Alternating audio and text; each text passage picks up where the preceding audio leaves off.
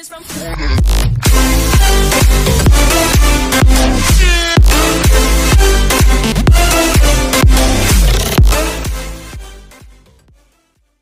teman-teman, kami mahasiswa dari Universitas Flores, Prodi Sistem Informasi semester 1, Fakultas Teknologi Informasi. Perkenalkan, nama saya Silvanus Saranonenu. Dalam video ini saya berperan sebagai moderator dan editing. Saya juga bersama teman saya Yohanes Octavianus Leo yang berperan sebagai pemateri. Dalam video kali ini kami akan menjelaskan tentang manajemen sumber daya manusia. Halo teman-teman, pada kesempatan kali ini saya akan membawakan materi tentang manajemen sumber daya manusia. Yang pertama, pengertian. Sumber daya manusia atau SDM adalah pemanfaatan sejumlah individu secara efisien dan efektif serta dapat digunakan secara maksimal untuk mencapai tujuan suatu organisasi atau perusahaan. Dalam perencanaan, pengorganisasian, pemimpin dan mengendalikan seluruh kegiatan pengadaan tenaga kerja, pengembangan karyawan, pemberian kompetensi, pemeliharaan karyawan, pemutusan hubungan kerja berdasarkan ketentuan dan perundangan yang berlaku untuk mencapai tujuan dan sasaran individual karyawan, perusahaan, dan masyarakat. Sumber daya manusia merupakan suatu komponen penting yang berfungsi sebagai penggerak atau proses perencanaan, pengorganisasian, pemimpin, dan pengendalian suatu kegiatan produksi pada sebuah organisasi atau perusahaan. Dalam satu perusahaan, manajemen sumber daya manusia adalah salah satu fungsi atau potensial yang merupakan aset atau modal yang dapat diwujudkan menjadi potensi nyata atau real, baik itu secara fisik maupun non-fisik, dalam mewujudkan eksistensi organisasi yang fokus pada kegiatan rekrutmen, pengelolaan, dan pengarahan karyawan. Dalam satu perusahaan, kalau tanpa suatu SDM, maka perusahaan itu tidak akan berjalan dengan baik. Perusahaan itu akan mati atau tidak akan berkembang. Jadi, kesimpulannya, sumber daya manusia itu sangatlah penting untuk digunakan di suatu perusahaan. Yang kedua, fungsi manajemen.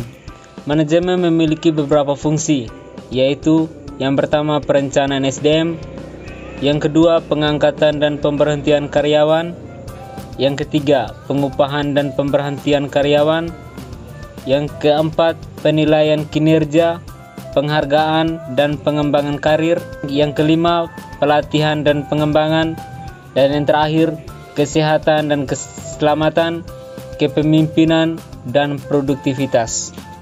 Di dalam satu perusahaan atau suatu organisasi, maka diperlukan beberapa hal-hal berikut.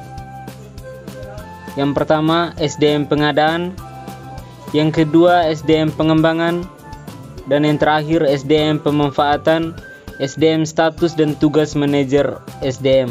Di dalam suatu perusahaan atau suatu organisasi, maka diperlukan beberapa hal-hal berikut. Yang pertama, SDM pengadaan.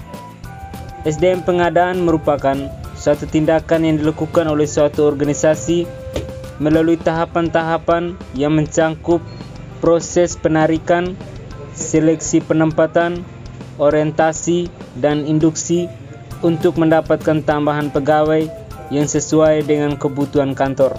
Pada dasarnya, pengadaan SDM merupakan satu proses untuk mengisi posisi jabatan yang dibutuhkan perusahaan. Biasanya terdiri dari penarikan, seleksi sampai dengan penarikan karyawan sesuai dengan potensi yang dimilikinya. Yang kedua, SDM pengembangan.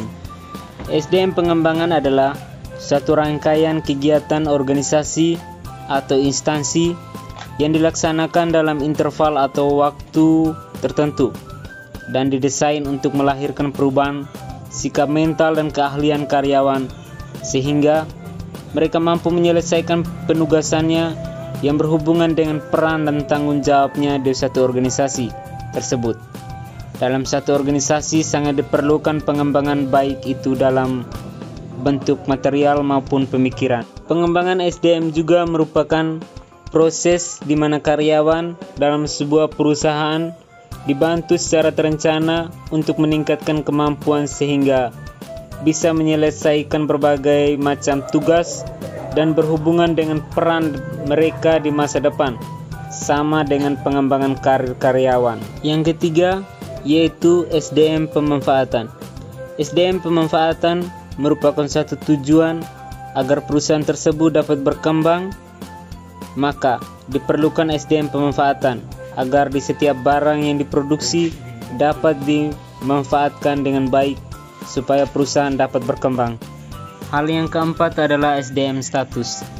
SDM status merupakan SDM yang diperlukan di suatu perusahaan agar perusahaan tersebut mampu mengembangkan, dan SDM status sangat diperlukan karena di perusahaan status itu diperlukan sebagai identitas para pegawai di suatu perusahaan tersebut.